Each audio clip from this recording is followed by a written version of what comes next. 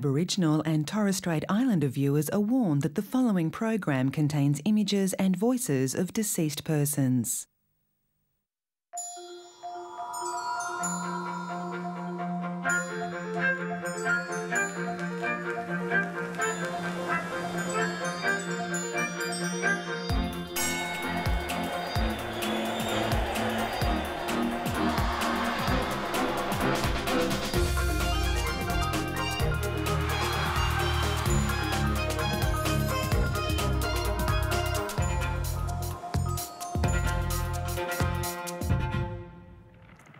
War is fought by the heroic, but often if you didn't do something movie-worthy, your story wasn't told. And if you were Aboriginal, that retelling just became harder. But what exactly makes a hero? Well, if you ask me, I would say anyone who fought for this country is. And for others, it was as simple as making that first step forward for those who would follow in their footsteps.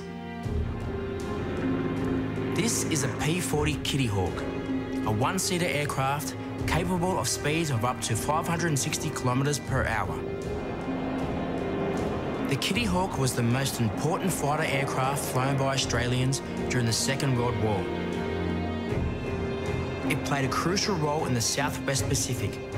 They fought on the front line as fighters during the critical early years of the Pacific War and were vital during ground attacks. The P-40 had good agility, especially at high speed and medium to low altitude. It was one of the tightest turning monoplane fighters of the war. But enough about the planes, because these things don't fly themselves. Meet Leonard Waters. He's the only known Aboriginal fighter pilot to serve in World War II and the first Australian Aboriginal military aviator. Born in northern New South Wales and raised in Queensland, Waters was working as a shearer when he joined the RAAF in 1942. Training initially as a mechanic, he volunteered for flying duties and graduated as a sergeant pilot in 1944. On the 14th of November 1944, he was posted to the 78th Squadron, a fighter unit based on the island of Nomfor, just west of Papua. When he arrived, he was allocated a P-40 Kitty Hawk. By chance, a previous pilot had nicknamed the plane Black Magic and painted those words on its nose. Waters found the name of his plane an amusing coincidence and chose to retain it. By this stage, Japanese aircraft were almost non-existent in the war, so the 78th Squadron's main role was ground attack, bombing and strafing enemy positions. Waters flew 95 missions from Nomfor and later from the air bases at Morotai and Tarakan in Borneo. During one mission, my aircraft was struck by a 37mm cannon shell that embedded itself behind me in the cockpit without detonating. I flew for another 2 hours, with the possibility of the shell exploding at any time. It was like having a loaded gun pointed at you.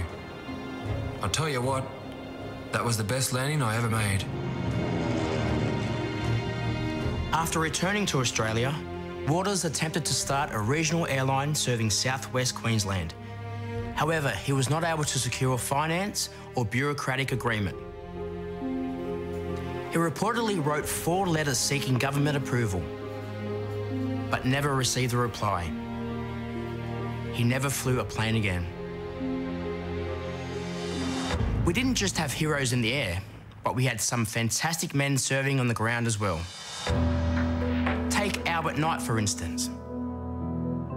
Albert joined the Australian Imperial Force on the 4th of November 1915. He was the second of 3 brothers to enlist.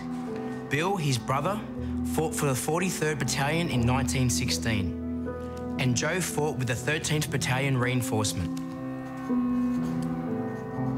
Albert joined the 13th Battalion near Ypres, Belgium, in October 1916, and was slightly wounded in the fierce fighting at 1st Bullecourt on the 11th of April 1917. He rejoined his battalion shortly afterwards, until his brother claimed him into the 43rd Battalion in September.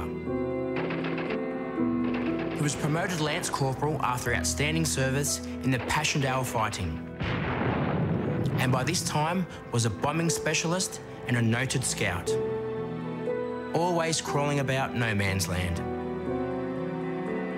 On the Somme in May 1918, Albert put his foot on a Mills bomb which had fallen fizzing among his mates. It exploded and he spent 2 months recovering before returning to the front in July.